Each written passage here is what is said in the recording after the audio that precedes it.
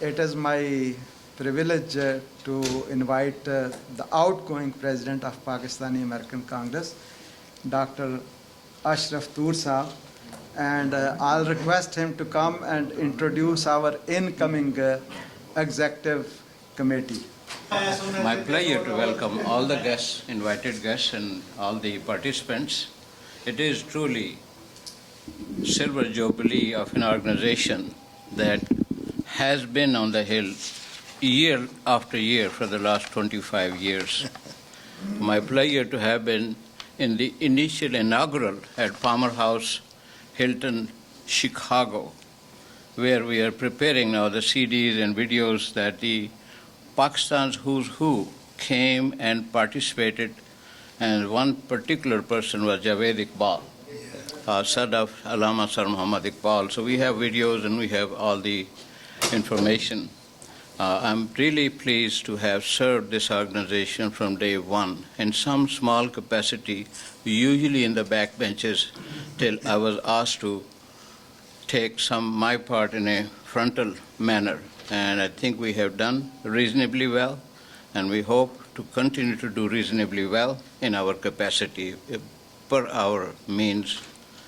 And I'm really pleased to be here and very happy to be here. I request Asad Chaudhry, our president-elect, to come up over here.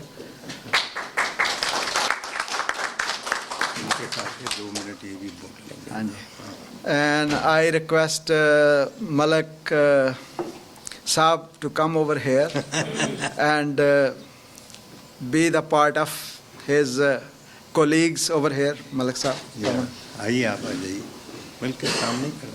He is vice president, and our president-elect did not make over here so far, and secretary to be here. And I request Rana Taj Saab, member Board of Trustees. Good morning.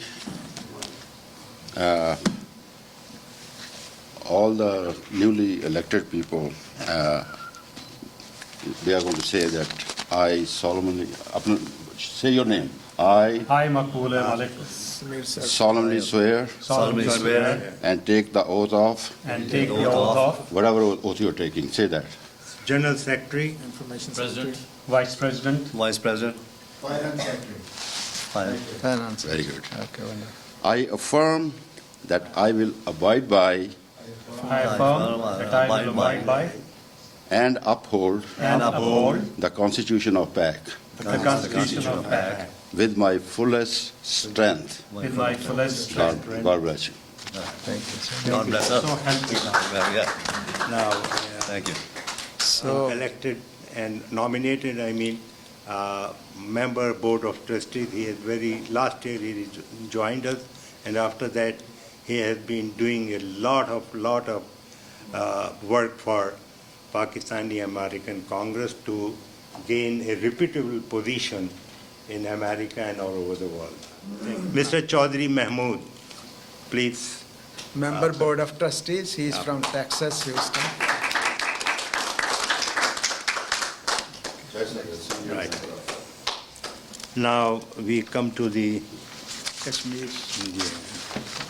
I guess State Department, let's do the yes, right. Now we start the introduction is then we start the now program.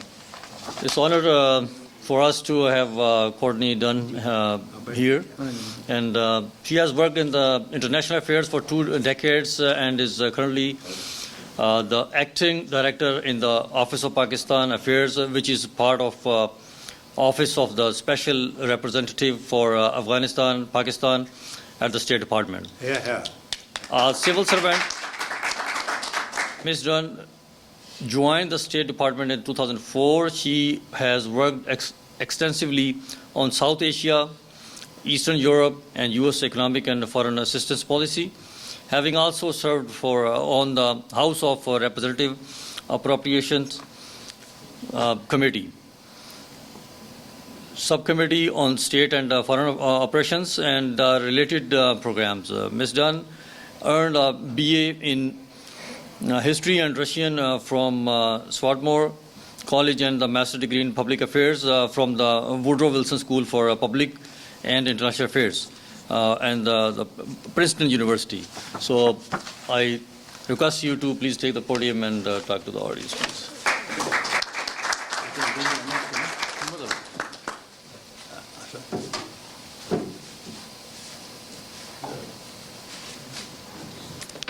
Hi, everyone.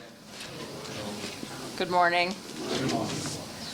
I'm really glad to be here. So thank you so much for the kind invitation to come speak today. Can you hear me okay? Yes. Okay.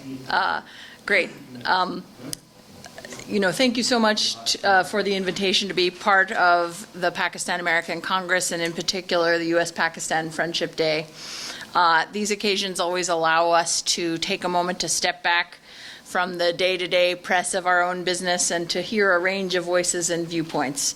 And we're all here because we believe that the U.S.-Pakistan bilateral relationship has contributed greatly over 70 years to our mutual security, our economies, our societies, and our culture. So thank you for the invitation. I've been asked to speak a little bit about the U.S.-Pakistan relationship, where it stands today, and how members of the diaspora community in the United States can play a role in that. So thank you for your time. At its root, this relationship is built on what we like to say is a foundation of shared interests. We believe it continues to hold great potential, and in support of those shared interests, the U.S. Benefits from a partnership with a range of dynamic actors in Pakistan, in the government, in the military, in business, and civil society. And in that context, I want to acknowledge broadly, just in general, note and welcome the arrival of Ambassador Aizaz Chaudhry to the United States as he begins his tenure as ambassador. We know him well as Foreign Secretary in his previous post in Pakistan. And Ambassador Chaudhry is well known as one of Pakistan's most senior and most accomplished diplomats. So we were very pleased to have him join us in the United States as Pakistan's envoy. We are obviously early in this new administration here in the United States, and with some new key officials in place across the government, but also some still to come. And so as you would expect with any new team, we've been collectively looking across the globe at the issues and challenges that face the United States. We believe strongly that relationships with the countries of South Asia, including Afghanistan, Pakistan, and India, are fundamental to address emerging threats, to strengthen U.S. national security, and working with all of our partners in the region so as to advance our mutual interests in regional peace and stability. So that, of course, includes a secure and stable Afghanistan. So any part of any serious policy review involves consulting with our allies and our partners, and we are certainly doing so with Pakistan. And over many years, of course, we have benefited from close cooperation with Pakistan on many fronts. Counterterrorism cooperation, for instance, is vital to our national interests, to the long-term goal of promoting stability in South Asia, and to ensuring that actors in the region do not pose a threat to the U.S. or to our allies. Indeed, Pakistan has taken significant action against al-Qaeda and more recently stepped up the fight against the Islamic State. Both of these and other groups pose a threat to Pakistan's own stability and institutions as well. In that context, we acknowledge the many sacrifices of the Pakistani people in the struggle against terrorism, including in several major attacks earlier this year. We share an interest in Pakistan being successful in its own fight against terrorism, and we want Pakistan to partner with us in that fight against all violent extremist groups. It's worth noting in that context, I should add, that U.S. assistance has supported Pakistan in those efforts to combat terrorism through security assistance and development assistance. Just for example, U.S. assistance is helping Pakistan facilitate the return and reconstruction of those communities affected by counterterrorism operations along the border with Afghanistan, including in the federally administered tribal areas. Further, while security cooperation is, of course, important, as you know very well, the bilateral relationship is about a lot more than just that. Our people-to-people, university-to-university, business-to-business ties are also fundamental to that relationship. Pakistan itself, of course, it's worth noting, has made notable progress on its economy in recent years. The policies that the current government has put in place and established as part of its economic reform agenda, if continued, will provide a foundation for strong and sustainable growth. That was reflected when Pakistan was recently upgraded to emerging market status in the Morgan Stanley Composite Index, or the MSCI. These kinds of positive developments offer great potential for business in both of our countries. Our governments are also working together in Pakistan on the energy sector. So, for example, since 2009, the U.S. has helped add and restore more than 2,800 megawatts to Pakistan's electrical grid, which, if you're not an energy specialist, is enough power to power the homes of and businesses of roughly 32 million Pakistanis. We've supported the construction and rehabilitation of hydropower dams and thermal power plants. And when Pakistan began to import liquefied natural gas to power its energy sector, development you may have been following in the last few years, a U.S. company was part of the original consortium that made that possible. So, of course, notably, private sector partnerships are a critical element in this engagement. And indeed, our economic cooperation also expands into opportunities for U.S. businesses and Pakistani businesses. The United States is already Pakistan's largest export market, with over $5 billion in trade, annual trade between both countries. But increasingly, American companies are entering the Pakistani market. For example, in 2016, General Electric won a contract to provide 55 locomotives to Pakistan Railways, all of which are being manufactured in Erie, Pennsylvania.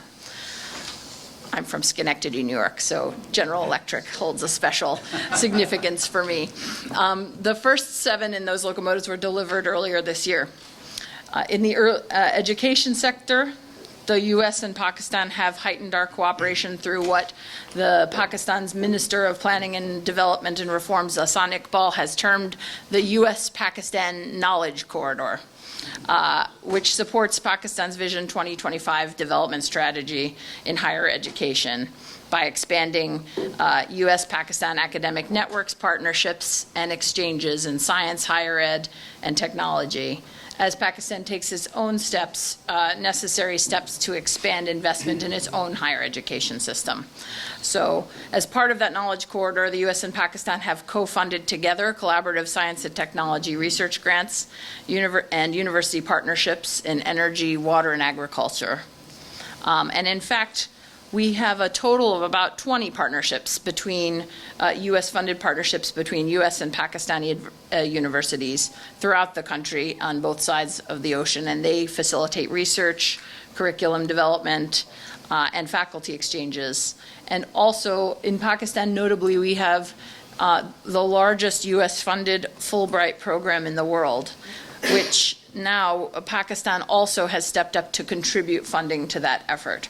So that is an indicative of the kind of importance we put on, building ties between those countries. These kinds of investments are what we consider to be a self-reinforcing network of leaders throughout Pakistan who have participated in exchange programs to the United States, understand American values and perspectives, and can reflect those as they rise in their careers.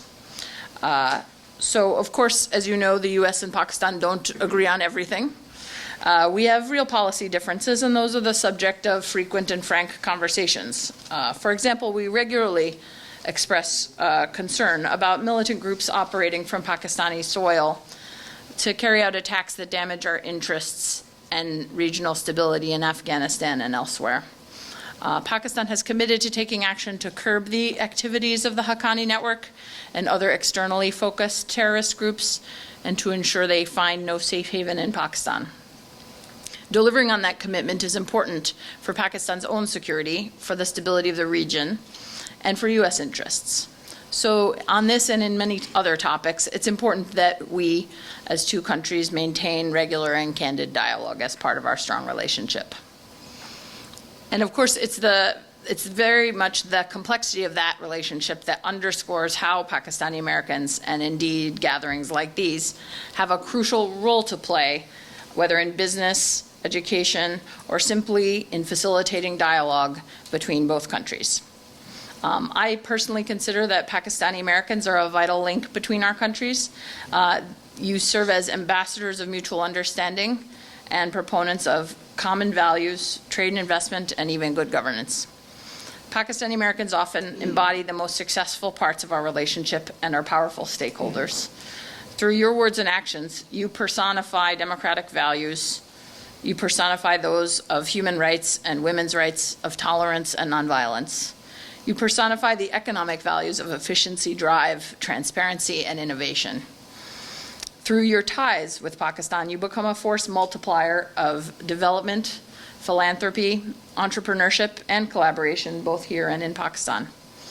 You also often have the capacity to speak to those important issues in both countries in ways that are more effective and perhaps better received than when those messages are coming from governments.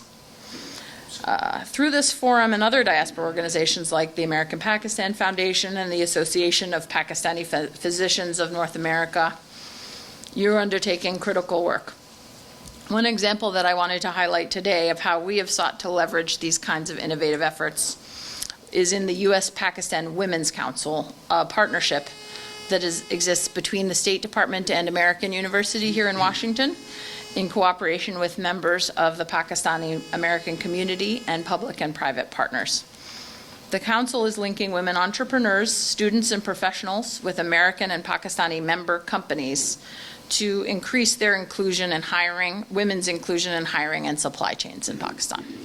So these companies also educate and train women through corporate internships. The significance of that is that the Council harnesses the initiative of U.S. and Pakistani companies, ranging from Pepsi to Engro to Procter & Gamble, to bring women into the economy, as those companies recognize that it's not just good for society, it's good for their bottom line. So that gets at something I can't emphasize enough, the role the diaspora community can play in demonstrating the social and economic impact that empowered women can have on a society, right? So in 2016, interestingly, the World Bank reported that the low participation rate of women in the formal economy in Pakistan was, along with energy reforms, the most serious impediment to Pakistan's GDP growth.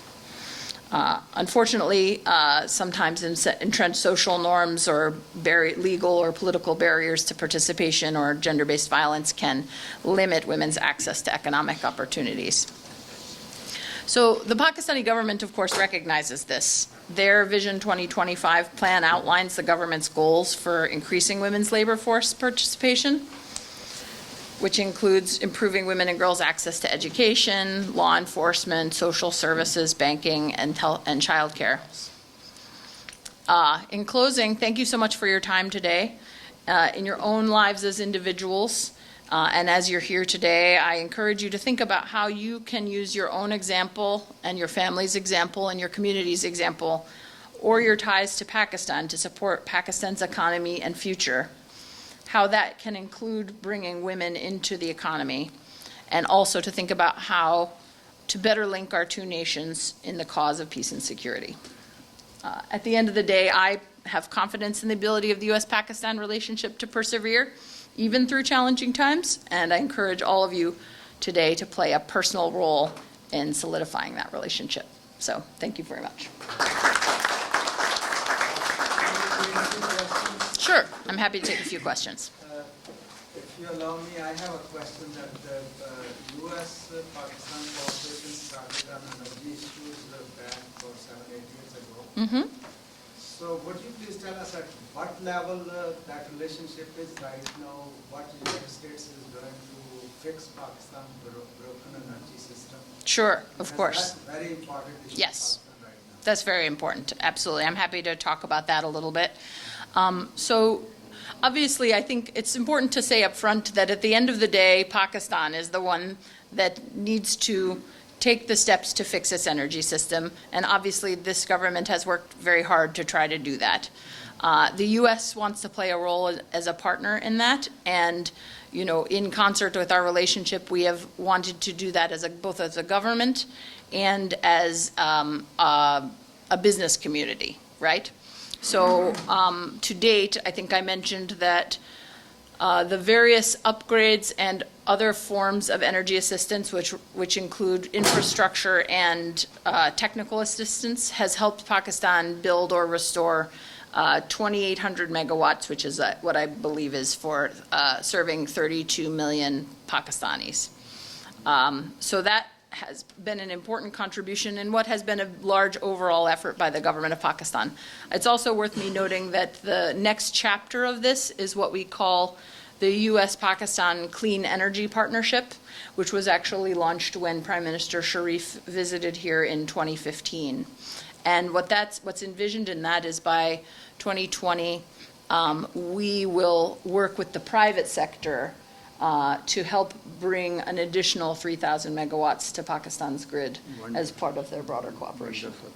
Any There media? should be only one person who could interfere, not three people. Thank you. So you're correct that we do follow those issues extremely closely, just as you do as well, I'm sure, and we do remain extremely concerned about the violence in Kashmir. So that's something that at the State Department is followed extremely closely. And throughout, we always encourage all sides to do whatever is possible to make efforts to find a peaceful resolution to that issue. I would add that our policy in Kashmir hasn't changed. The scope of and character of any discussions on Kashmir is for the two sides to determine, but we certainly do support all positive steps that can be taken between India and Pakistan to forge closer relations and to resolve these issues. Can you name some concrete actions? I wouldn't be in a position as the U.S. to name specific actions, but we certainly are encouraging of anything that can improve that situation. Okay, Malak Makbul Sahab, you have some questions? Yes.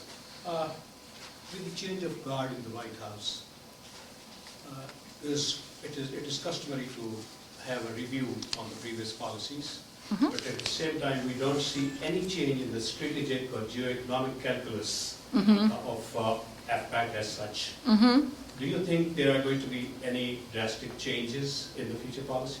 Right. Yeah, so I touched on that, right? I mean, as you can imagine, in a new administration, it always takes a little bit of a while for people to get appointed and get into place. And so, you know, as you can imagine, the administration is reviewing our relationships around the world and how best to advance U.S. national interests. As part of that normal review of policies, there is in fact a review of our policies going on in this region. And we are looking for we're balancing the ways we can advance U.S. interests most effectively in our engagements with partners in the region. So I'm not in a position today to speak to you about the outcome of that conversation, but yeah, fair to say. But certainly it's something that's of great importance to U.S. national security and broader prosperity, and it's something that's ongoing now.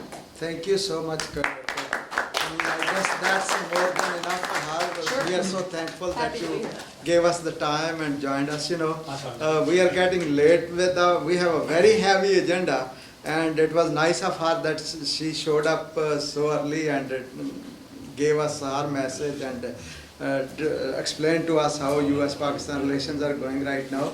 So all our Kashmiri leaders are here who have to participate in the Kashmir segment, which was actually the first segment, and we little bit changed the program because Including the ex-Prime Minister. Ex-Prime Minister of Azad Kashmir, Barrister Sultan Saab.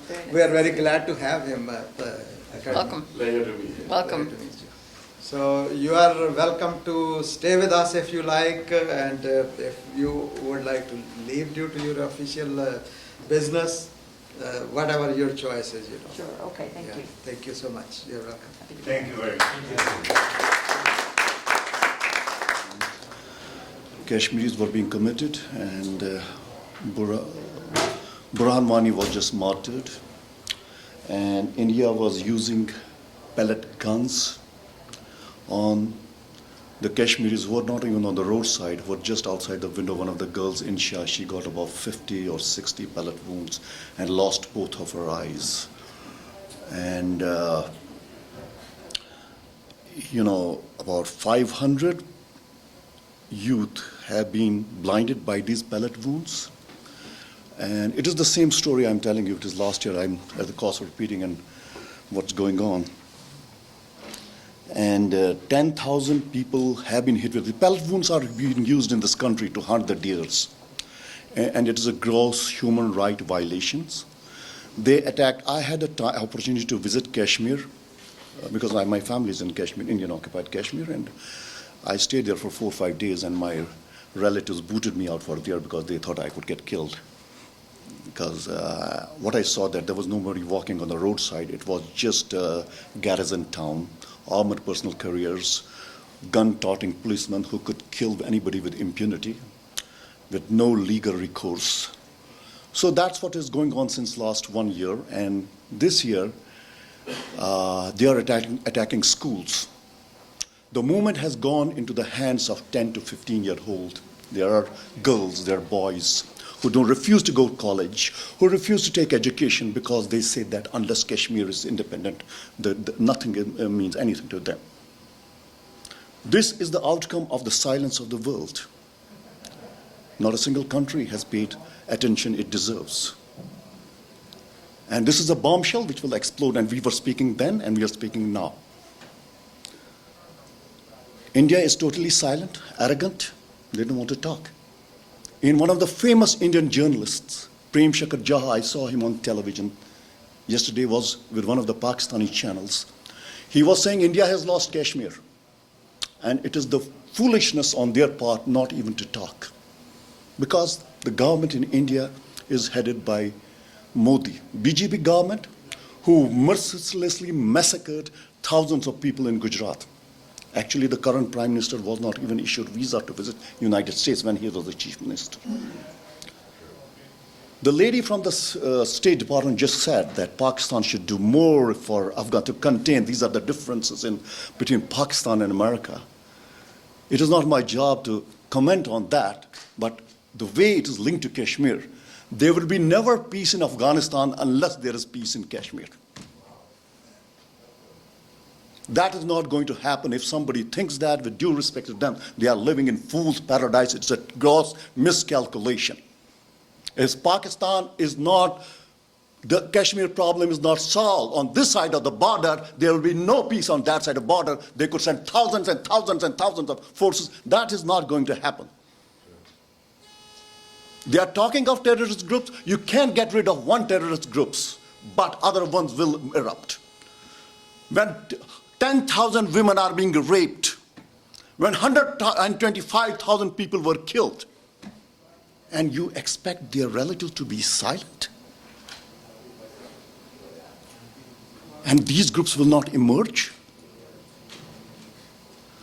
I don't understand why India cannot be told that come to the negotiating table. If Ireland problem can be solved, if East Timor problem can solve, and Kashmir, which is still a part of a major conflict in the region, with sandwiched between 3 nuclear powers, we are still sitting on a power keg. Kashmiris will fight. The youth will fight. It is not I who decide things now. My generation is gone. It is the 5th generation of Kashmiris. 15-year-old boys and girls, the movement is in their hands. They are very clear. Our dead are being buried and with Pakistani flags wrapped around them. They are giving India a message. They are giving world a message.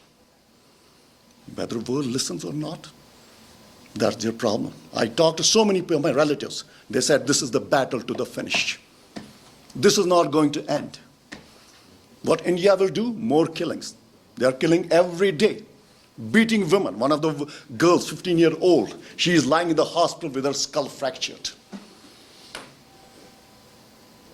And since last 1 year, it has not abated. India is crushing. India is attacking business houses so that to basically strangulate them economically. Let me tell you, it is not sustainable. India has lost Kashmir. Kashmir will be free with the help of Pakistan or without the help of Pakistan. Let Pakistanis also listen. We are seeing Pakistan just paying a lip service. Sorry to tell that. I know that the majority of Pakistan, you love your country, and I salute that for you. But believe me, Kashmiris are disappointed in Pakistan. Kashmiris are disappointed with the current government of Pakistan. There is no plan. I met ambassador who was here. I met the ambassador who is right now. What is the strategy? There is no strategy. We went to 59 missions and embassies, China, Britain, Canada, Switzerland, Holy Grail. Even a country like Finland, who is a small country and doesn't have a major role in world arena, they knew about Burhan Wani.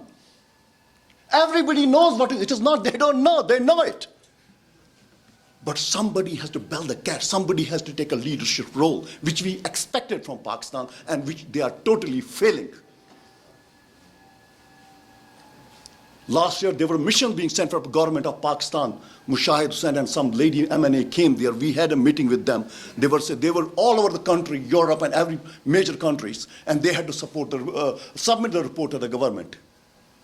And we're waiting, what is the strategy? Nothing happened, except these people did some sightseeing in Europe. You have to have a strategy. I came here. I'm thankful to you guys for inviting me last year, and I'm thankful for inviting this year. But just once you are out of the room, you think that now you'll come next year and discuss again and invite me again. I will narrate the same song and dance. That is not going to solve the problems.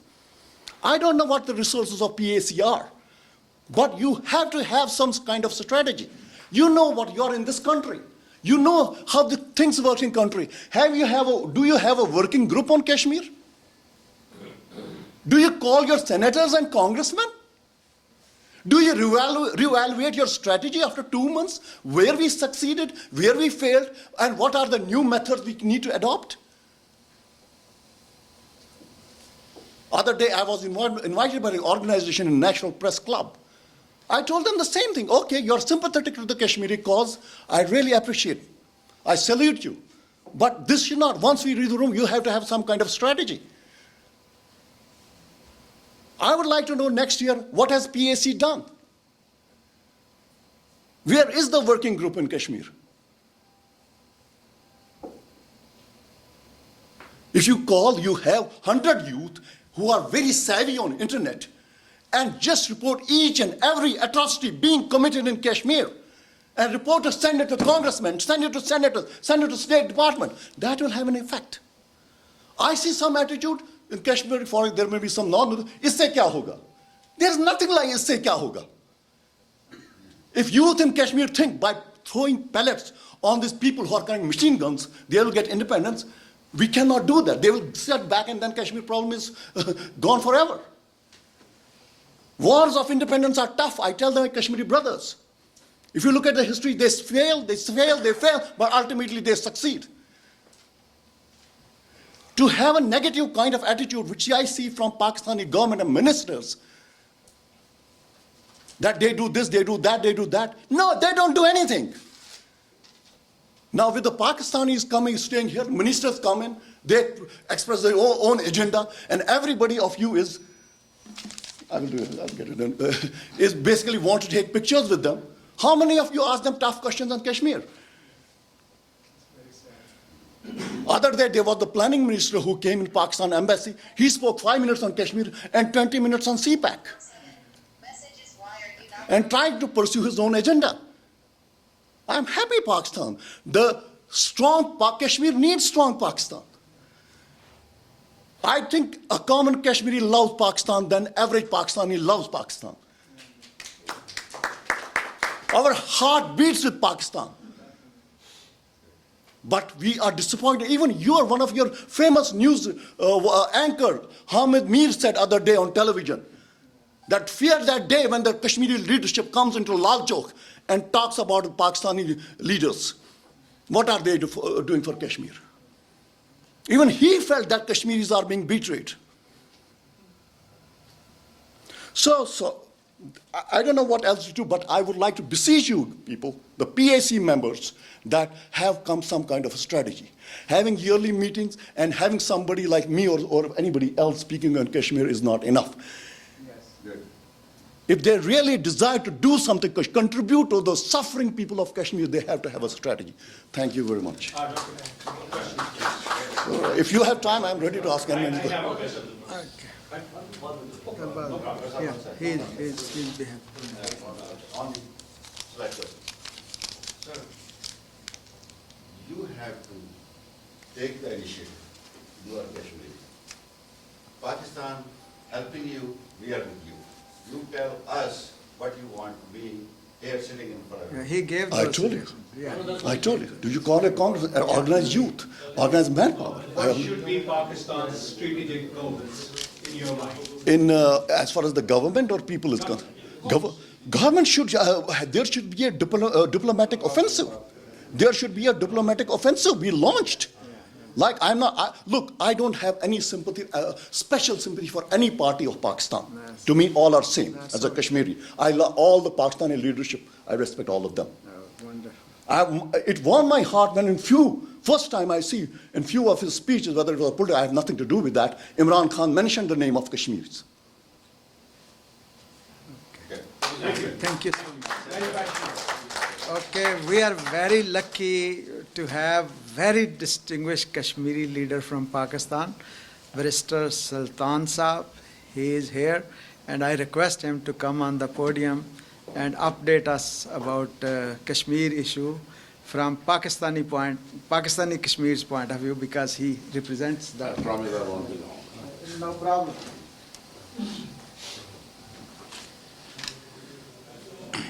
Mr. Chairman, distinguished guests, first of all, I would like to thank Pakistani American Congress to give me this opportunity to talk about Kashmir. I won't go in the historical background of Kashmir, assuming that most of you know that. But Kashmir is an unfinished agenda of subcontinent's partition. And it is a source of conflict between India and Pakistan, jeopardizing the peace and stability in the entire South Asia region.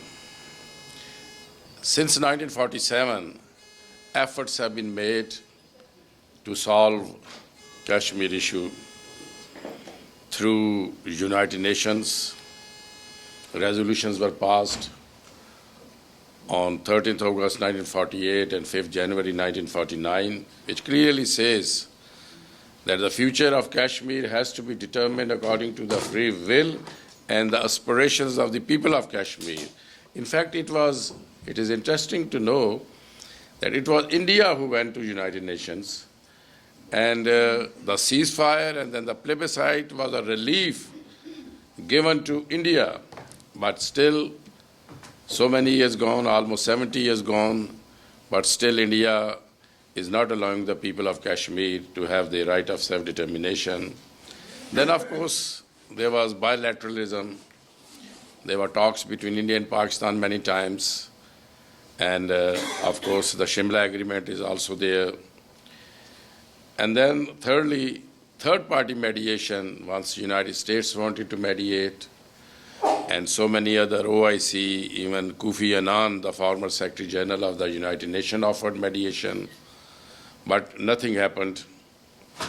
And of course, then out-of-box solution, which General Musharraf gave, we thought that Kashmir should be demilitarized, and the Kashmiris should have a right of passage, and on the both sides there should be a self-governance of the people of Kashmir. But that has not agreed by the Indians as well. And still the issue is there. And it's because of, I would say, United Nations of ineffectiveness, India's obduracy and aggressive posture, and some weaknesses, of course, in Pakistan. Therefore, as our friend has very emotionally and eloquently explained the human rights violations in occupied Kashmir, and keeping in mind that there is struggle going on all the time against the India, and there are 700,000 Indian troops in Kashmir, and I think this is the highest and the largest proportion of any army occupying the civilian population. But the people of Kashmir struggled all along since 1989 till 2001. The people resisted the Indian army. But after 9/11, Kashmiris felt that all freedom struggles, how genuine they are equated to terrorism, so they put down their guns. But now, after Boran Wani's martyrdom 10 months ago, the people of Kashmir has started a very spontaneous, democratic, and indigenous movement in occupied Kashmir. Why I said democratic? Because they are not using any guns against the Indians. Indians are using the pellet guns, and our friend Imtiaz has already explained, so I don't want to repeat it. So the Kashmiris are only raising slogans, chanting slogans, and maximum stone throwing youth is there. And India used to say that the guns and the people are trained by Pakistan or some other institutions or whatever. But now, since the Kashmiris are not using the guns, just the stones are not coming from Pakistan. That's why I'm saying it's indigenous movement, because the people valiantly struggling for the right of self-determination, and the stones are there to resist when the... And I think India is still not only violating human rights violation, they are violating line of control as well. Just a couple of days back, many people were killed in my area, Mani. And also they are changing the demography of occupied Kashmir. They have done it before. They have once started to settle the Pandits there from India. Then, of course, they had a shrine board just to have a land there and bring the Hindus from India there. And now they are giving domiciles to non-Kashmiris so that they can change the demography of occupied Kashmir, and then they could say, okay, we can go for a plebiscite or whatever. So I think this is a time when we should do what we can to support the cause of Kashmir, when in occupied Kashmir, the girls from school, colleges, universities have come out against the Indians, and Indians are just closing the educational institutions in occupied Kashmir. Social media is banned in occupied Kashmir. So I think I'm here. I'm just in my humble capacity. It's not any government initiative, my personal initiative, and I'm coming from United Kingdom, because on 8th of June they are having elections, and we have more than 1 million Kashmiri voters. So we want to have to support all those candidates who could support the cause of Kashmir. I went to Dublin. I went to Berlin, because when we go to Germany, we tell them your Berlin Wall is just like our line of control, and you can understand our agony. You can understand the agony of the divided families. So I went to Lisbon, and of course I went to Brussels, where they agreed to bring a resolution on Kashmir in the European Parliament. So what I'm not telling you that I'm doing a lot. What I'm trying to request you, I don't want to take long, as I've said, because so many friends want to ask questions. And if there is any question I can answer, I'm ready to do that. What I'm, in the end, request Pakistani American Congress, Mr. Chairman, is that you should try to have a congressional hearing on Kashmir. Because that will be something, and they could invite whoever they want.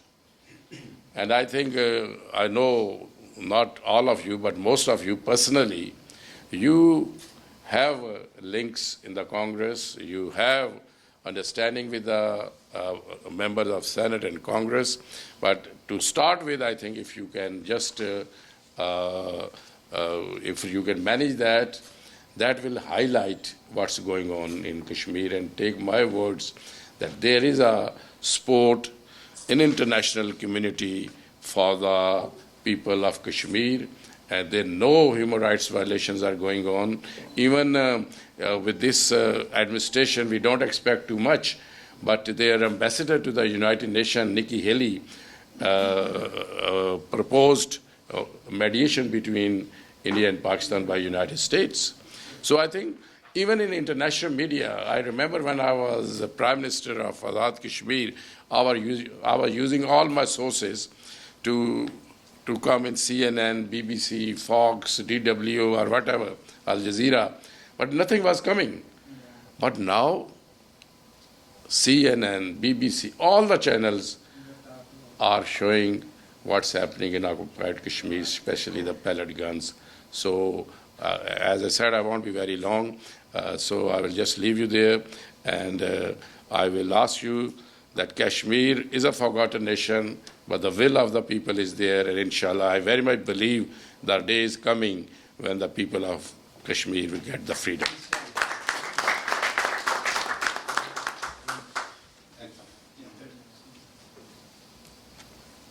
Well, thank you very much, Barrister Sultan Mahmood Saab, ex-Prime Minister of Kashmir. Mostly India and Pakistan needs to sit together and sort out this problem. And there is something lacking, towards the solution of the Kashmir. So we need to, especially the Kashmiris, need to find out what's missing. So from both sides. So I'm sorry, Mr. Matt, because I told him that he's going to be talking around 11:45. So thank you for your patience. Yeah. So small biography of Mr. Matt. He's first of all the chairman of Fairfax County Republican Committee, Virginia, and he's. Mr. Ames is a graduate of Herndon High School in Fairfax County and the College of William and Mary. After 4 years of active duty service in the United States Army, he returned to the D.C. area in 1984, attended Georgetown Law. After law school, Mr. Ames served in administration of George H.W. Bush and practiced law in Washington, D.C. In October 2010, he moved his practice to Fairfax, Virginia, and founded the firm in Fairfax, Virginia. This position has allowed him to time and flexibility to devote his involvement in Republican politics. He has been a grassroots volunteer for the party for over 20 years and was first elected chairman of the FCRC in March 2014. Mr. Ames and his wife, Anne, celebrated their 35th wedding anniversary on a very big day, July 4th, 2016. So July 4th is the big day for him, for everybody, for all of us. They have raised 3 sons in Fairfax County. William is a physicist at Jet Propulsion Labs in Pasadena, California. Eric teaches social studies in Williams James City County Schools, and Mark is a second lieutenant in the Army. stationed at Fort Bragg, North Carolina. So I request you to please talk to that.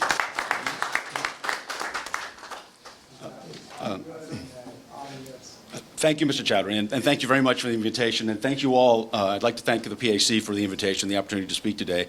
It's a great pleasure and a privilege to be here. I'd like to briefly introduce someone who's representative also of our organization, Lolita Mancheno-Smoke. I don't know if you met her earlier. She is we have many vice presidents. She's our third vice president. And one of her responsibilities is community engagement, and she's been working with Mr. Chowdhury on our relationships with the Pakistani community in Fairfax. And earlier, our first vice chairman was here, Puneet Ahluwalia, but he had to leave for another appointment. I'd like to take a few minutes to talk about Fairfax County and the Republican Party at the local level. The representative from the State Department who was here earlier was talking about mutual understanding. And that's part of the theme of my talk. There are really two themes. One is mutual understanding and full participation. And I think that a lot of what I have to say, I hope you'll be able to take with you in working with the rest of the Pakistani community across the country in terms of the larger issues that you're concerned about here today. I'm not going to say anything about Pakistani-U.S. relationships. I'm here to talk about what I know about. But I do think that there are some connections that can be drawn from what I will be talking about. If you're not familiar with the D.C. area, Fairfax County is the largest suburb across the river in Virginia, with a population of 1.1 million people. And it's the largest jurisdiction in the state. 1 in 7 voters in Virginia lives in the county. So it's very important in Virginia politics. And if you've been following, especially the presidential elections the last few years, beginning with 2008 when Barack Obama carried Virginia, it's definitely been a battleground state the last 3 presidential elections. And one of the reasons for that is the demographic change that has taken place in Fairfax County over the years. As was stated earlier in my biography, I graduated from Herndon High School, although I actually grew up overseas because of my father's job. But when I was, I guess it was maybe after my freshman year of college, I worked at Tyson's Corner at the mall. It was much smaller then. I don't know if anybody who was in the room has been around the area since the 80s, but I'm sure everyone's familiar with the Marriott Corporation, which got started with the Hot Shops cafeterias. That was their original business, and I think they've sold them all off. But there was a Hot Shops cafeteria in the mall, and I bussed tables at the mall, okay, at the Hot Shops. I bring that up because it no longer exists. But at the time, if you walked in there at the mall in the late 70s, early 1980s, basically everybody, all the shoppers looked like me. There was essentially no non-American-born presence in Fairfax County at the time. Even in 1990, the white population of the county was over 80%. Today, of course, you can't walk into any shopping center in Fairfax County without realizing that you're in a very different place from where you would have been 30 or 40 years ago. I did a little bit of quick research. Approximately 1.4% of our population speak Urdu at home. So that's about 15 to 20,000 voters. And we have about 700,000 voters, so that doesn't seem like very many in the scheme of things in a statewide election or even a countywide election. But in a local election, and I should say that Lolita is running for our House of Delegates. She's a candidate for the state legislature this fall. In a small local election, it can make a big difference, whether it's for the county board or for a legislative seat. And in fact, Puneet Ahluwalia, who was here earlier and had to leave, is a member of the state party's state central committee, and he was elected, I guess 2 years ago now, last year, beginning of last year, primarily on the strength of his contacts with the South Asian community in Loudoun County and Fairfax County. Loudoun is our neighbor to the west. Local elections, party elections, anything below the congressional level are won primarily by who can activate the most networks and has the most people in their network. When we talk about social media, that's obviously a very important part of that. But all those networks matter. And so I want to stress this. I'll come back to this more a little bit later. But But the way to gain influence in a democratic system is by having elected officials listen to you. I think we all understand that. And so the political parties obviously are interested in activating those networks.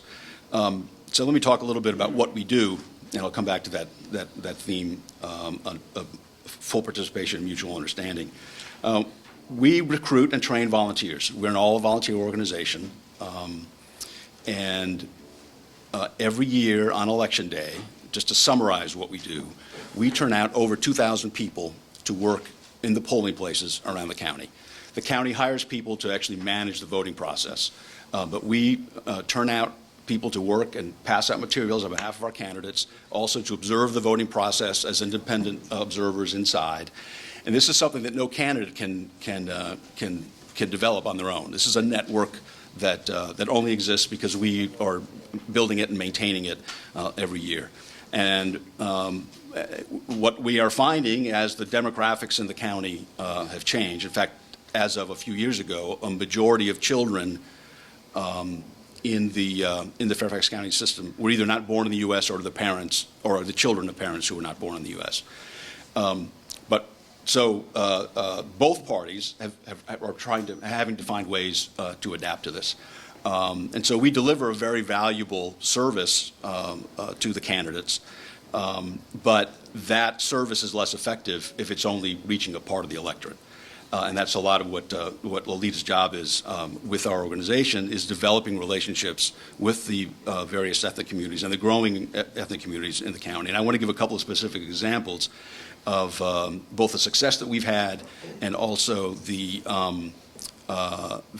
success that specific groups have had, just as examples of what's happening at the local level.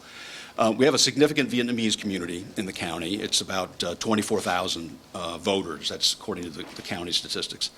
And they have traditionally been historically Republican, but trending more Democratic. And I think for cultural reasons, they're basically, they mind their own business. They have their own community center. They have the businesses that they frequent. Many of them work for the federal government, but they're not really active in the community. In fact, I was actually surprised to learn this. There's a perception in Fairfax County that there's a significant Korean community, and in fact that there is. There are actually more Vietnamese voters than there are Korean voters in the county. But the point is that that members of that community have become aware in the past few years that they have concerns at various levels, at the national level and at the local level, and that we're not being met. At the national level, they're particularly concerned about democracy in their homeland and the relationship and the activities of China in the South China Sea, which is affecting both their adopted country, the United States, and their homeland in Vietnam. So even though they have real problems with the government of Vietnam, they still feel loyalty to the country, but they have concerns about China. They also have a very strong sense of solidarity because of their history as immigrants coming out of the war and coming here as boat people. But as I said, they've kept to themselves. But they are now gaining more self-confidence and are trying to find ways to have more of a direct effect on U.S. policy, particularly as they see things changing with respect to China. And so they have, we have, it's very difficult for any organization to make inroads or to develop relationships just by going and talking to people. We have to find ways to bring people in and invite them to come into us. But of course, it's also a two-way street, which is one reason why Mr. Chowdhury's overture, when he came to us and invited us to come and has gotten active in our organization, has been so important. Because I can come and give as many speeches as I would like to make, or you'd offer to let me make, but Mr. Chowdhury can speak with real authority to this group about what we're doing and whether it matters and whether it's important or not. And so we've been very successful with the Vietnamese community just in the last couple of years because we've had a couple of leaders in that community who have recognized that the Republican Party had something that mattered to them, that could deliver results to them, and we've been able to give them strong introductions and real contacts, for example, with all the candidates who are running for for a statewide office this year. We have the governor, lieutenant governor, and attorney general all being elected statewide this year. So we've developed a very strong and successful relationship with them because they had particular needs that we were able to meet. Similarly, this past year particularly, we have a significant Chinese community in the county. And the Chinese community in the last couple of years has become more and more concerned about its traditional relationship with the Democratic Party because they perceive that, especially at the educational level, whether it's a competitive high school like Thomas Jefferson High School in Fairfax County or at the college level, that they're being discriminated against.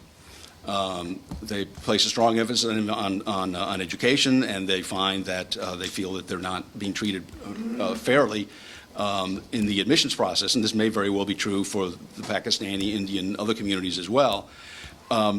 And so a significant number of them have come to us, and they've specifically raised this issue, and they feel the Democratic Party is not looking after their interests. And in this past election cycle, this sort of came to a head with, well, the specific impetus was when police were being killed around the country, and a member of the New York City Police Department who was ethnically Chinese was killed in his car. And that created an uproar on social media in the Chinese community.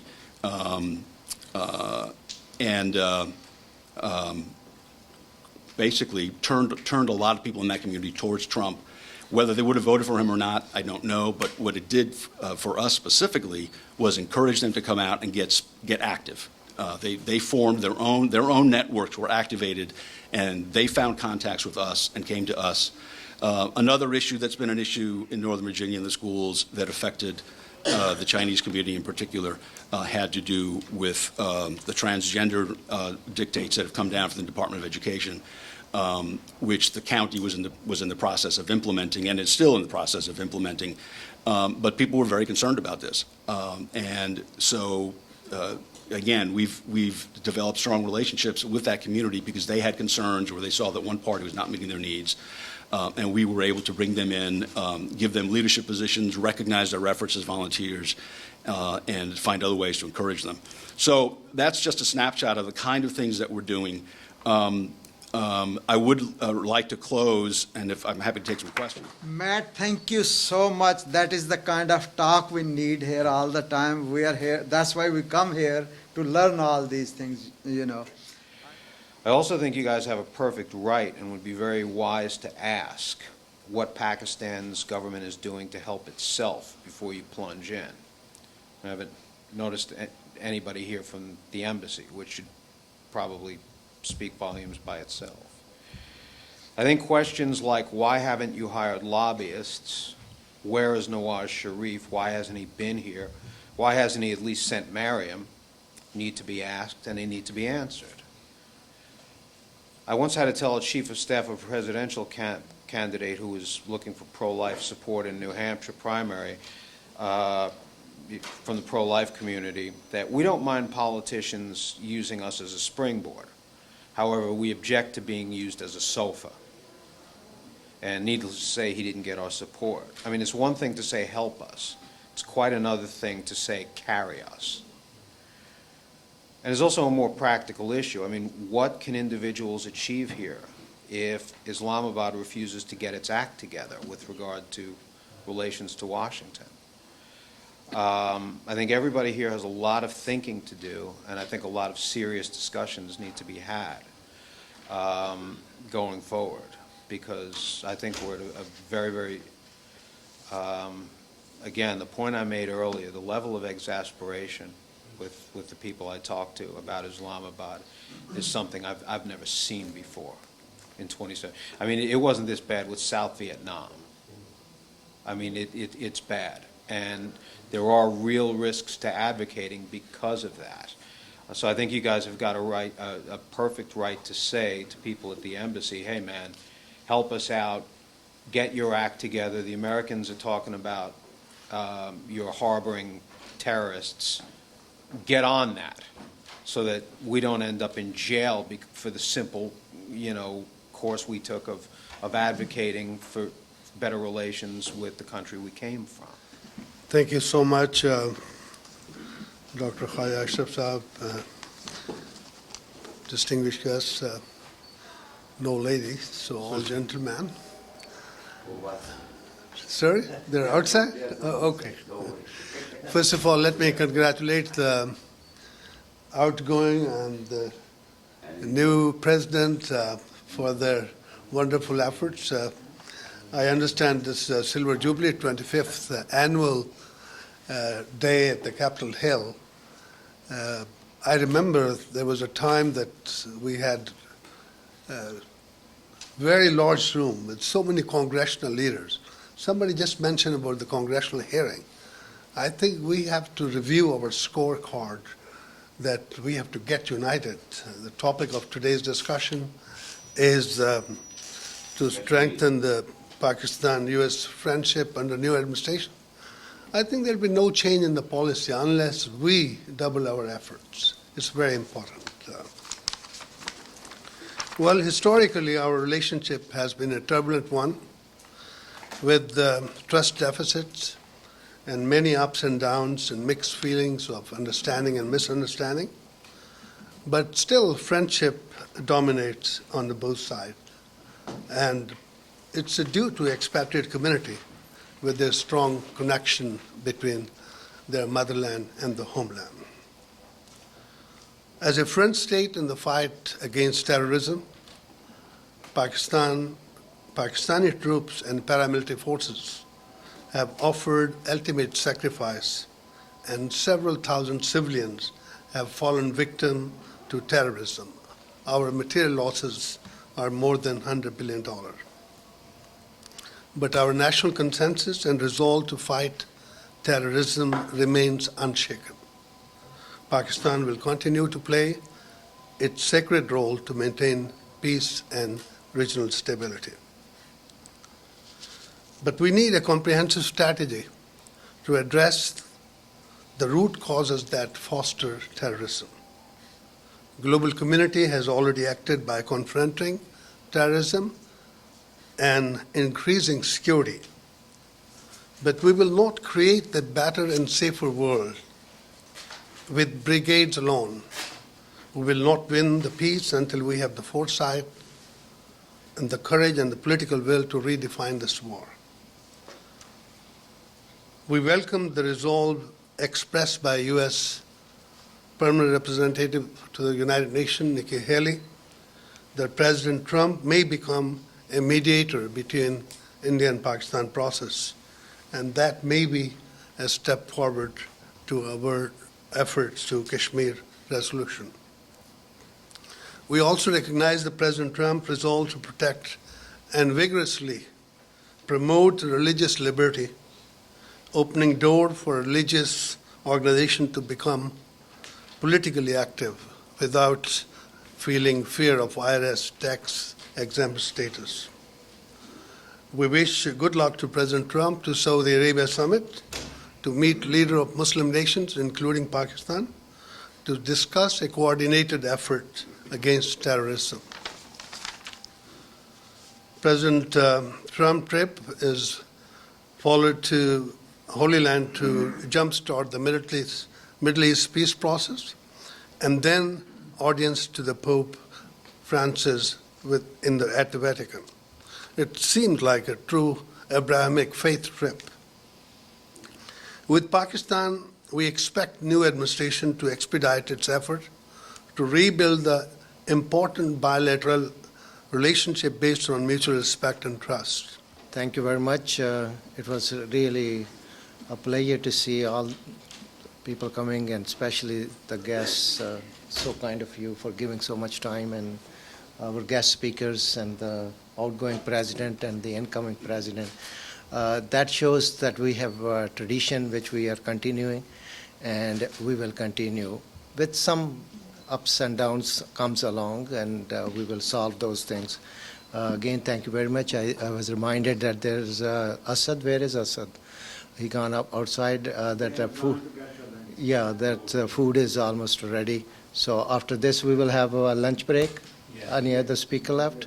Okay, we will have a lunch break. Yeah, we will have a lunch break. In the meantime, if you have any, if you have any questions or anybody want to share their thought, you are welcome to come and say something. Introduction, which probably I don't deserve.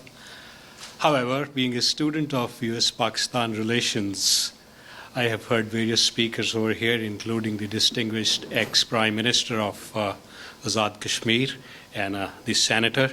I am not well acquainted with your name, Akbar Saab, the full name, but your thoughts about Pak-US relations were very vivid and very, I would say, mature sort of overview of things. I was really scared after hearing Mr. Pastor, okay. But definitely he must be having a very, very full background of what he has narrated over here. And definitely those views are worth giving a thought and worth some kind of soul searching and what I should call brainstorming. Our intelligentsia are people who have an eye on US-Pak relations for many years, and we definitely have very, very excellent experts on the subjects, on the strategic side, on the economic side, on the diplomatic side. And this is one relationship which is so solid and deep that I would be underemphasizing things if I ignore our people-to-people relationship, our education institution to other education institution relationship. And seeing the past 70 years, we have gone through lots of ups and downs in US-Pak relations. When we were growing up, we used to see that Madab shake hand. If people of my age here in this room would remember that Madab shake hand, that mutual aid program that came in 50s, and from then America was introduced to the people of Pakistan.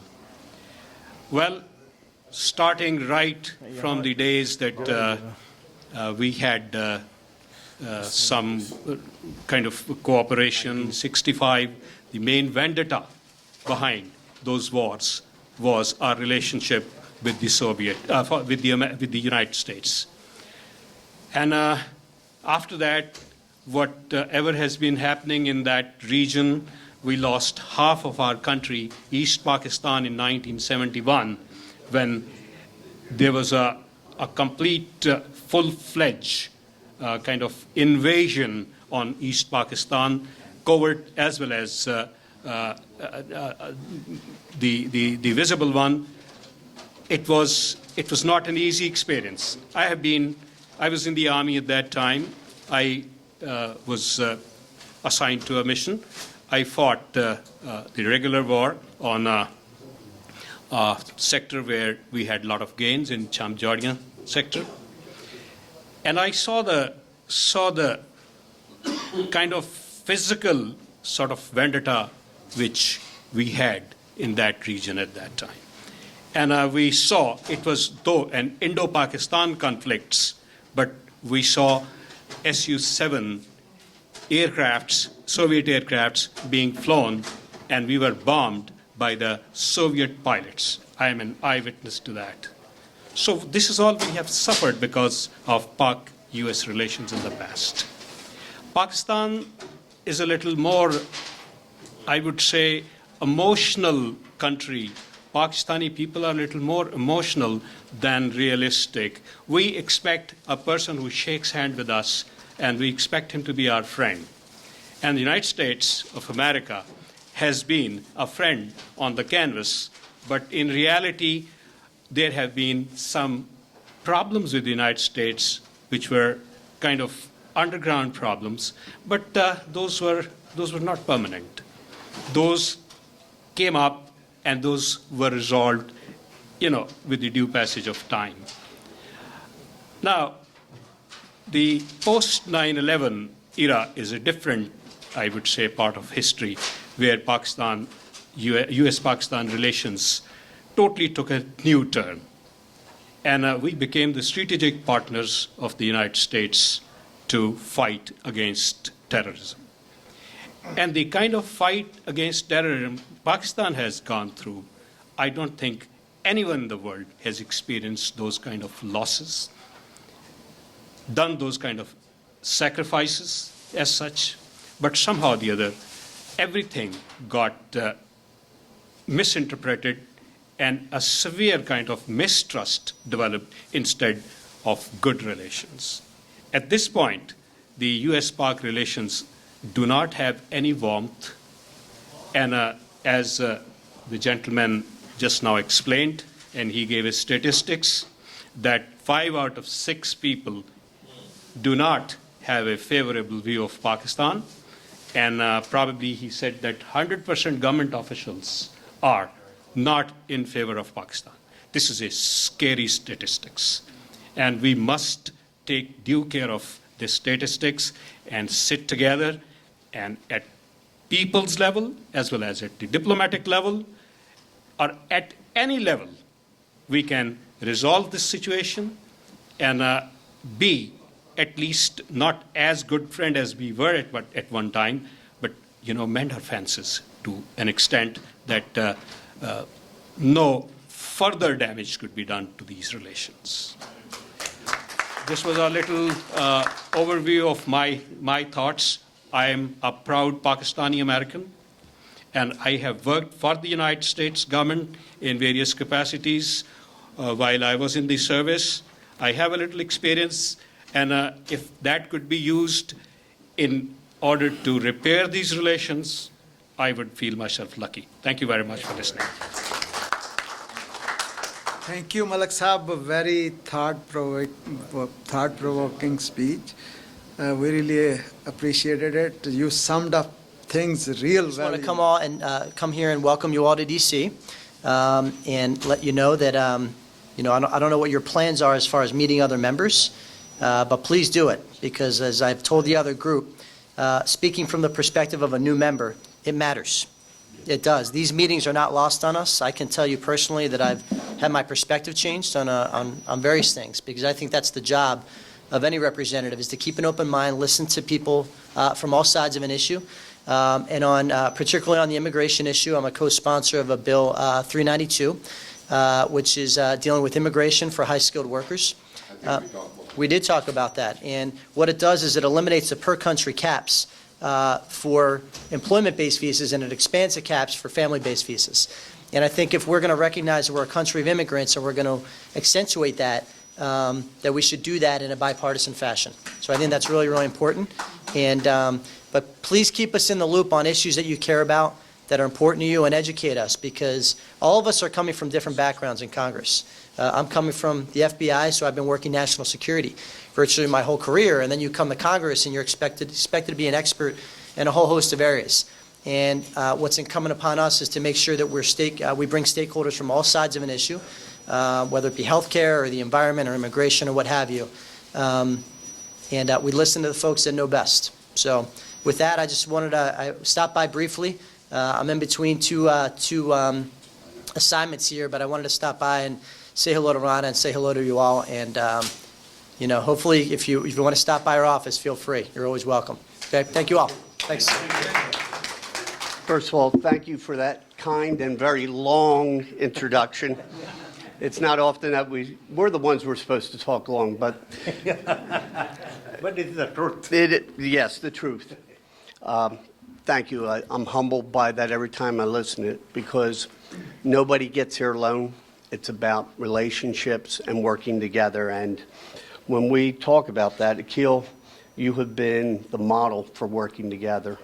Ever since I have, let's give him a round of applause. So this is the third year that I've been hosting the group. Last year was a little bit nicer room. Right. It makes you appreciate this year. But we'll do better next year. This apparently is the most popular day, and of all the things we were working on, just trying to get a room was remarkably difficult, but we did everything we could. I have to give two of my grandchildren away for this room today, just so you know. Personally, talk to the people around. It was crazy. It's one of those things like, we can't not do this. So where are we? We're a little bit over 100 days in, both to the Congress and for the White House, and it has been by any measure, a remarkable time, not just for those who live in America, but for those who live around the world. Because we are looked upon as the leadership of the world, of the free world.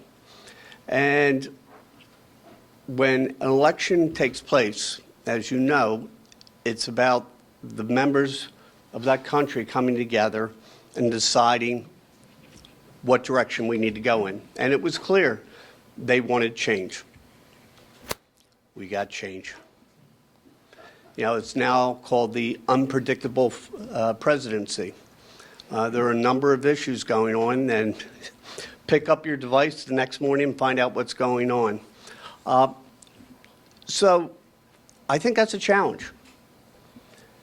People look to the United States with a certain perspective of predictability. Your jobs, you like predictability. You want to know what our healthcare system is going to look like, predictability, so you can make plans. Now, change is inevitable, but chaos isn't. And the relationship that we share between our great nations is one that over the history of time has had some high points and some low points. But I think now, particularly over the last 8 years, you know, trying to create that stability is remarkably important. 2 days ago, North Korea launched a ballistic missile test, which by any measurement should give everybody in this room a reason to pause and think about its consequences.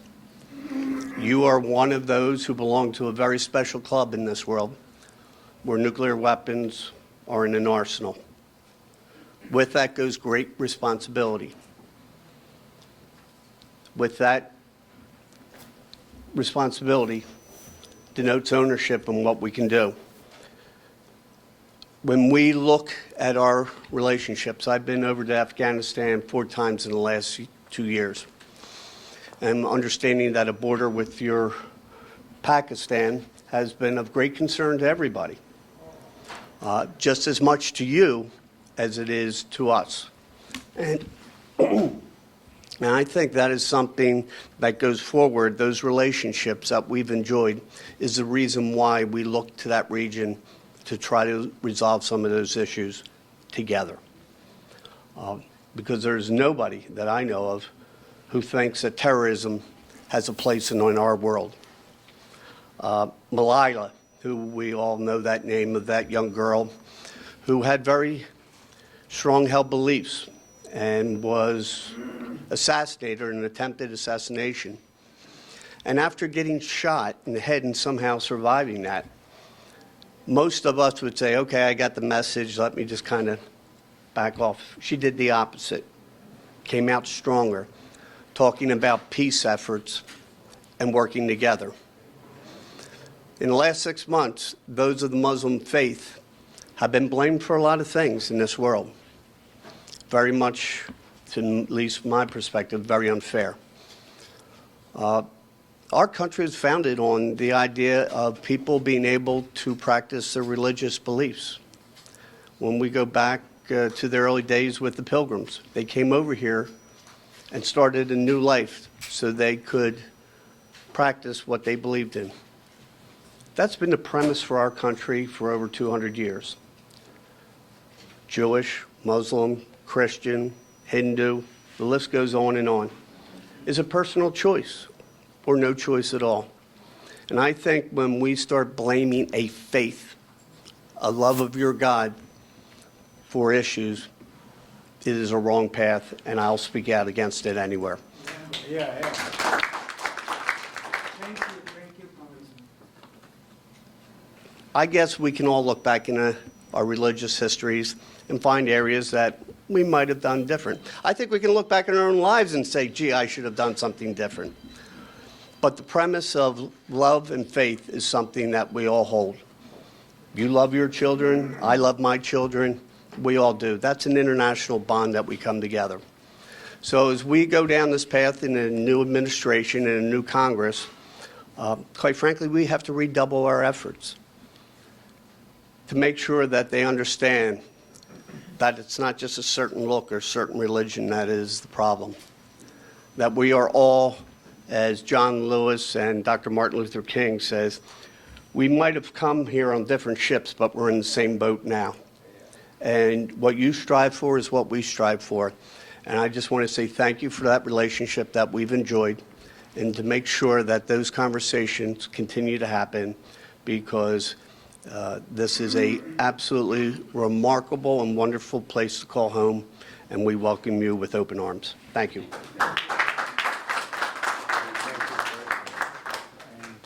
Anyone has any question? Feel free to ask any question. Gentlemen, I forgot to tell you something very, very important about Donald.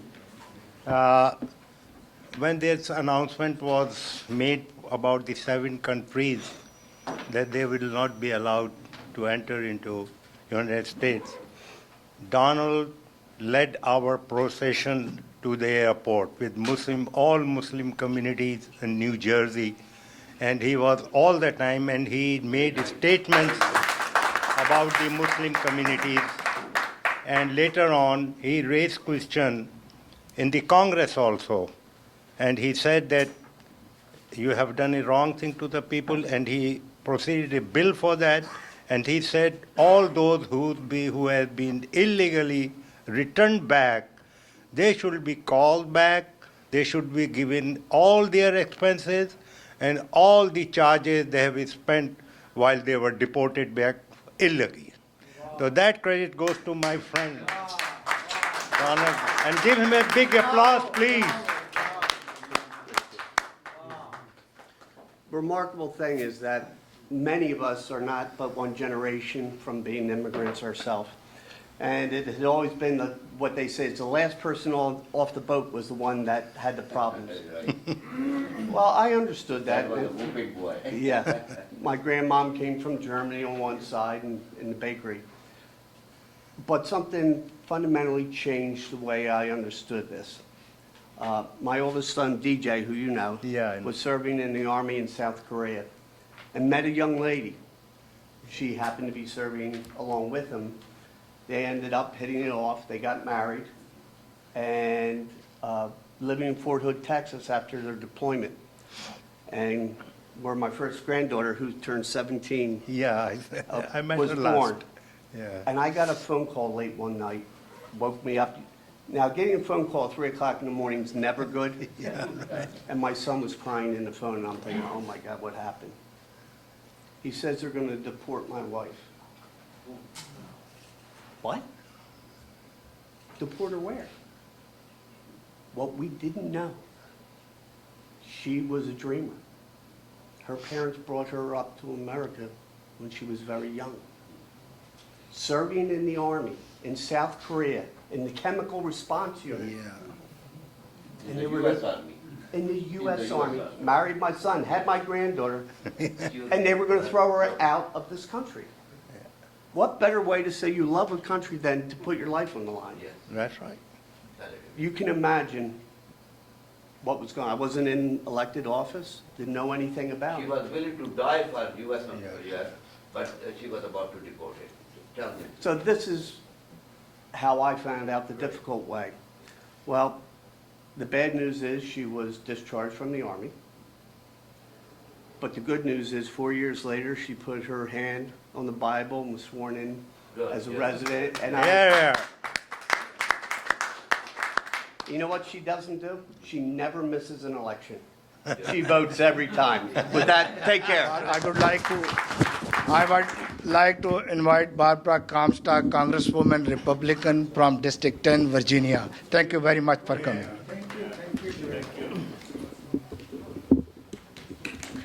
She's fine. Yeah.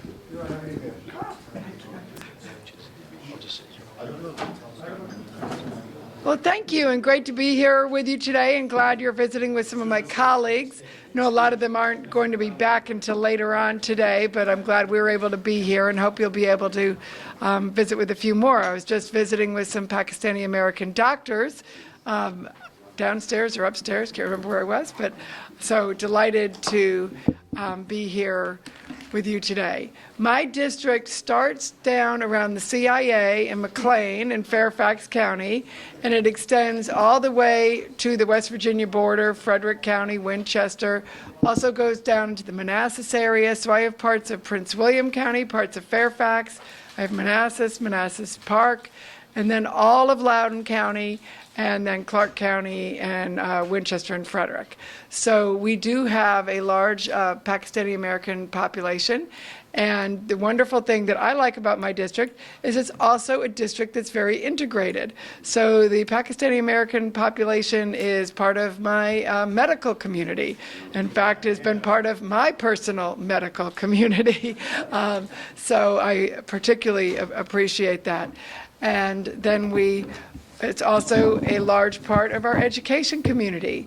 So we have lots of great universities. I have George Washington as a campus in my district, but we also have in our region George Mason, Northern Virginia Community College. I have a campus also, but then all of our main universities, we have a strong presence there also, particularly in the STEM fields, which we also appreciate because those are where we're going to have great jobs.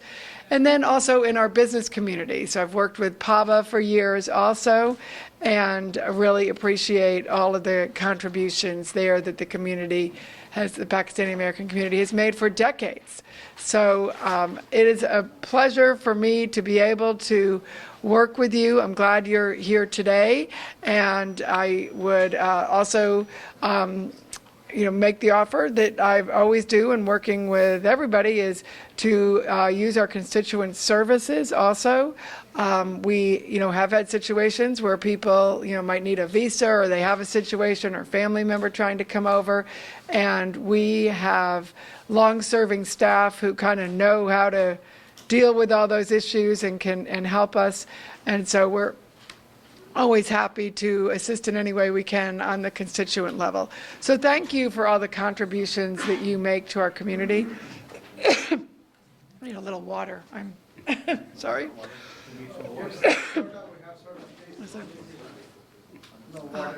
I do have that? Okay, I'll take that.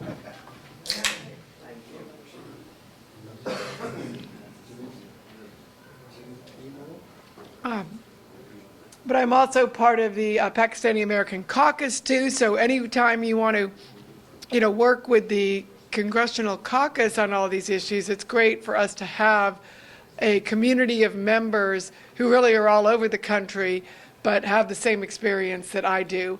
But then we can also educate maybe our other colleagues who don't understand, like say, for example, 10% of our doctors are Pakistani American doctors, and why we need to, understand what our medical community is, what our education community is, and what our business community is, and how we continue to thrive. So I think that integration and that engagement and that involvement really makes us a better community, a more prosperous community, and a more peaceful community. So thanks for being here today. I'm losing my... Thank you very much for giving us all. Remembers as the Indian Prince.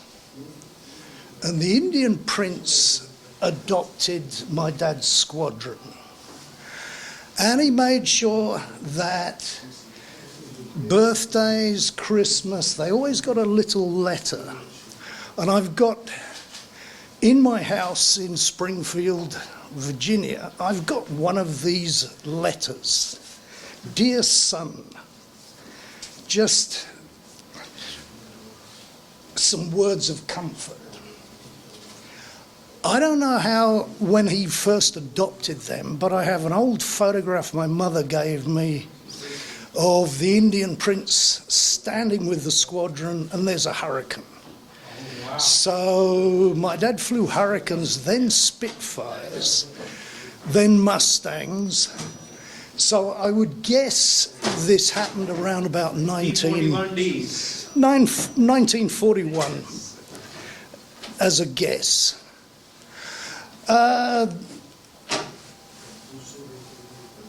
The Indian Prince gave compassion to guys who'd lost their families, their language, their culture, everything.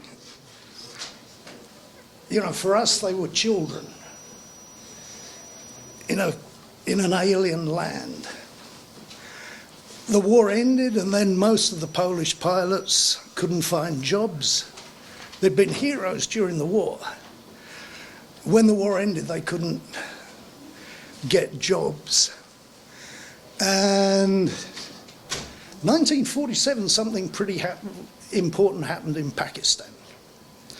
1948, the Indian prince contacted one of the Polish pilots called Władysław Turowicz, and he said, "I'm not an Indian anymore.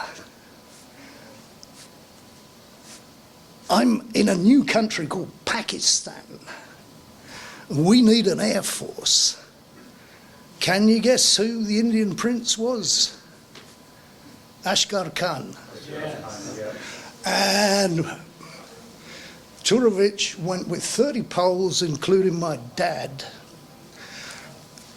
to train and help form the Pakistan Air Force. At that time, it was the Royal Pakistan Air Force. And my dad was an instructor based in Risalpur for 15 months, from December 1948 until February 1950. In the Air Force Academy? They had about 3 dozen Typhoon and Tempest fighters. That was all they had to form an air force. And my dad left when I was 3 months old. I was born in August 1948. He was Pakistan Air Force in December. And I never met my dad until I was 36. And he gave me a folder with all the photographs of the living quarters in Risalpur, playing tennis, his demobilization certificates. And I've got those, plus one of these letters from Ashgar Khan. And so I've always had something I learned was that compassion that Ashgar Khan showed to those Poles was something very special. Years went by, and I've always been friends with Pakistanis. And in 2002, 15 years ago, I remarried in Kathmandu. My wife's an American citizen now, but she was Vietnamese. She remembers the Vietnam War. And we had our wedding reception in the garden of the residence of the Pakistani ambassador in Kathmandu. And during this time, I became what they call an environmental scientist. Then 5 years ago, somebody called me from one of the Beltway bandit companies of DC. They work as contractors for USAID, and they said, "Look, we need environmental and social impact assessment done of a project called Kurramtangi. It's in North Waziristan. Would you like to go?" I said, "Yes." They said, "What? Nobody wants to go to Pakistan." I said, "I want to go to Pakistan." And I spent 2013, I spent 11 months working on that project. I wasn't allowed to actually go to North Waziristan. But I went back in 2014 for a year working on Dima Basha. And we went by road, we had every 20 kilometers armed police escort. I had my own guys We drove all the way from Islamabad to Gilgit, saw Dasu, proposed site, Daima Basha. Yeah, and so I know a little bit about the energy problems and water resources in Pakistan.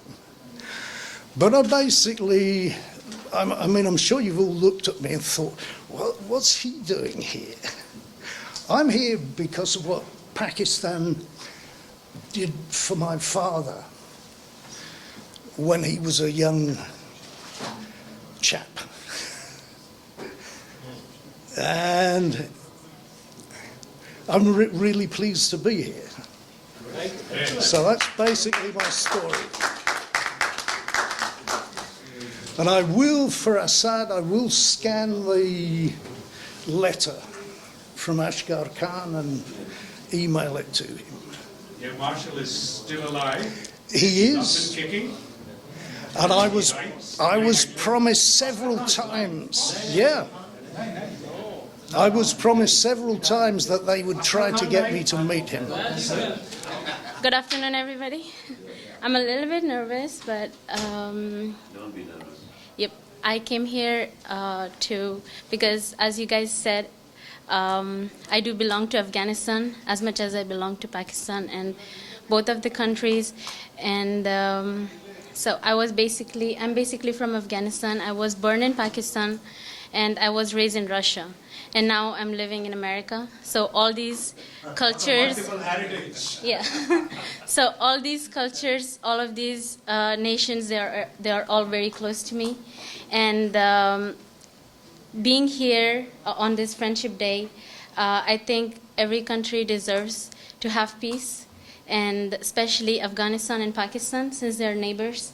And most of the things they match. Like I was born in Pakistan, and my family is Afghani, so I have lived both worlds. So I know we have really common cultures, and that we should promote our peace and friendship more than our conflicts.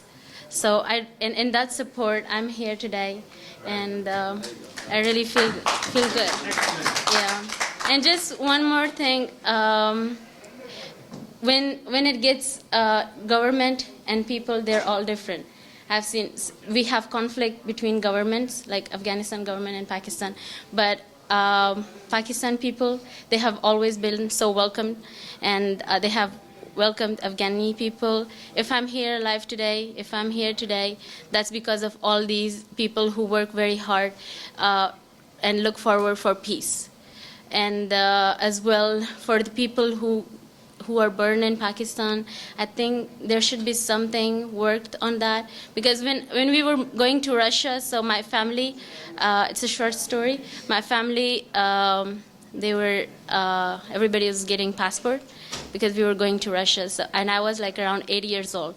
I refused to get Afghani passport because I had a birth certificate in Pakistan. So, I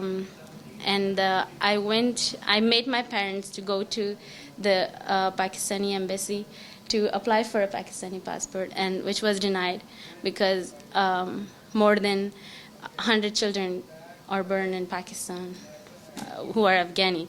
So, which was something for me that I think that should be worked at, because every child, like right now, my heart, it does belong to Pakistan as well, but when I say I cannot say I'm from Pakistan. Like if somebody is born here, they're American, right? So because why they can say they're American? Because they get a passport that proves that they're American.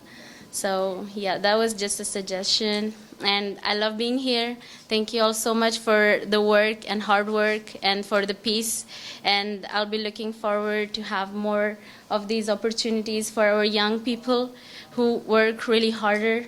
And in Afghanistan and in Pakistan, they're all very talented, and they really do need your support and because you guys are the ones who are here and can do something. Because when I was in Afghanistan, Pakistan, or even in Russia, I wish that somebody who are like you guys or who are sitting here would make a lot better decisions that would help us who are back there, and that we could get a better opportunity and a better future. Yeah. Thank you so much. Thank you for your time.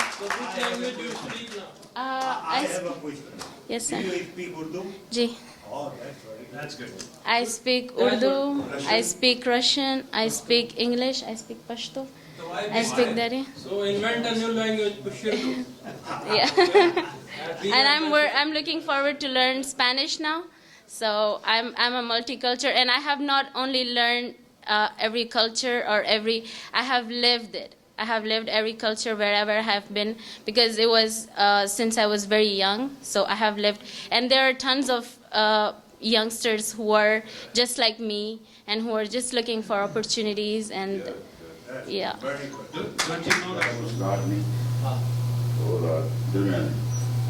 ज़्यादा मुस्कुराया उसे घर जाके मार पड़ी।